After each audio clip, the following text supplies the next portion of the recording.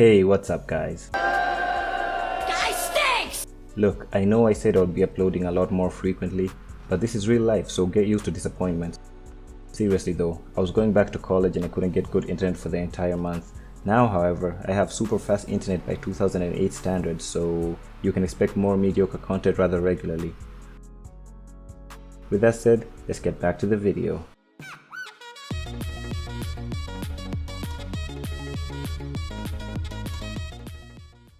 Hey, what's up guys, and welcome back to the channel. In today's video, we're gonna be looking at the 5 worst playstyles in Rocket League.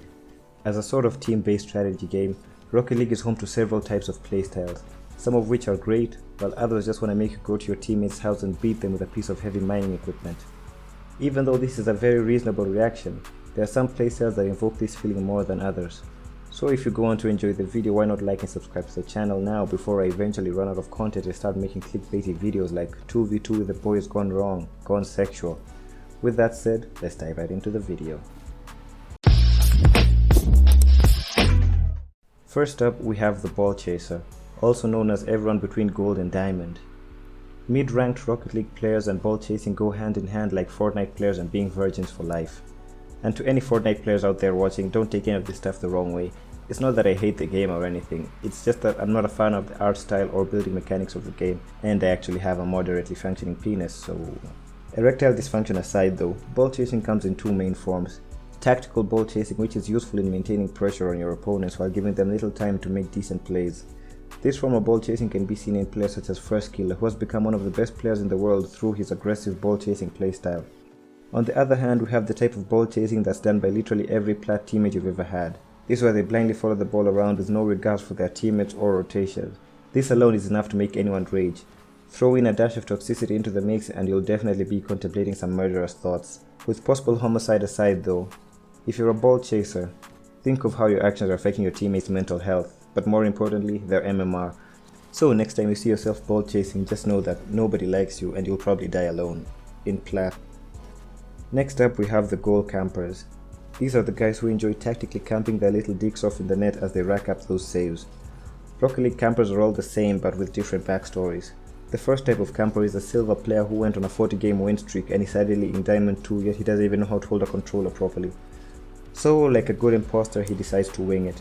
First, he gets like 1 or 2 shots on net to alleviate any sort of suspicion before setting up camp for the next 4.5 minutes. On the other hand, we have the Diamond player who is on a 60-game losing streak and has dropped to unranked Div 1. At this point, nothing is going his way. He literally concedes 2 goals for every single shot he faces. So his only option is to sit back and camp so that he doesn't commit suicide when he looks at his 1400 in-game hours and silver 2 rank. Camping, however, isn't that bad for the team as you have more freedom to ball chase without worrying too much about rotations. This, however, depends on whether your camping teammate actually has basic human reflexes, because there are fewer things more annoying than your teammate camping the entire game only to get beaten by a ball traveling at negative 28 km per hour. Honestly, that alone is enough to warrant a rage outburst, so if you're a camper, just know we won't rotate but still expect you to save everything. Next up, we have the demo chasers. They're like ball chasers but worse. They have the rotational capabilities of a 4-sided object, and worst of all, they hog all the boost. Sure, a nicely timed goal line demo is always appreciated, but when you're going out of your way to chase down some guy in midfield while simultaneously taking like 18 boost pad, that's when this playstyle gets annoying. And besides, demos don't really trigger people as much anymore, mostly us plats. The pain of watching your teammates' horrendous rotations have made us devoid of feelings. We're practically dead inside. And chances are we're probably low on boost and on the wrong side of the field, so a demo is a quick way to get back in defense and grab boost. Though being plats, we may still miss the subsequent save off the respawn, but at least there was an attempt. So if you're a demo chaser, just know that the number of exterminations you get doesn't correlate to penis size. Next up, we have the Wannabe Freestylers, or literally everyone in Diamond. Never has the thought of belly flopping off the top of the Burj Khalifa been more welcoming than when I get a freestyler on my team. Like any Rocket League player out there, I do appreciate a flashy goal every once in a while. But when you don't score an open net because you're trying a triple musty flick pinch ceiling shot, yet you're in plat, is good enough reason to literally end your entire existence. There are a couple of telltale signs of these Wannabe Freestylers. First of all, they're probably using one of these cars. Second, they probably have some AIDS-inducing gamer tag like FaZe Zaire or something with like 7 X's in it. If these guys aren't giving their teammates clinical depression with their mechanics, they're probably uploading an over-edited freestyle montage to YouTube with the best copyright music from 2013. Honestly, the Wannabe Freestyler might just be the worst type of playstyle in the game.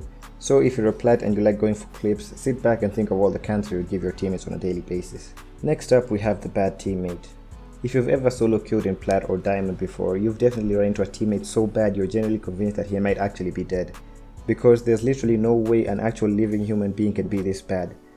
Coming across bad teammates is so common these days that I'm actually convinced it's a playstyle. There are a couple of signs to know if you have a bad teammate on your team. First of all, if he doesn't go for kickoff even though he's closer, just know you've already lost the game and probably a bit of your sanity. Secondly, if he misses like 2 or 3 aerials in a row and then types oops in the chat, at that point just leave the game for your own sanity's sake even if you're winning.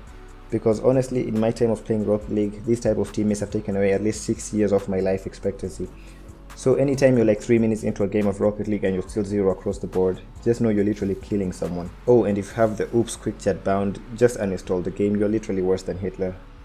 That, however, is gonna wrap up today's video. If you enjoyed it, then why not like and subscribe to the channel. We're almost at 50 subscribers and any support is greatly appreciated. If you want, you can also follow me on social media. I'm on Twitter, I'm on Twitch, I'm on Heroin, I'm on Instagram. Just kidding, I'm not on Twitch yet, but soon. This, however, is gonna be a bit controversial, but I'm also on TikTok. I know, I can confirm that I have lost several feet of penis length when I installed the app. Listen, there's a stigma. All I ask is that you try it, okay? It's really epic. With that said, have a great day and I'll catch you all in the next one. Peace.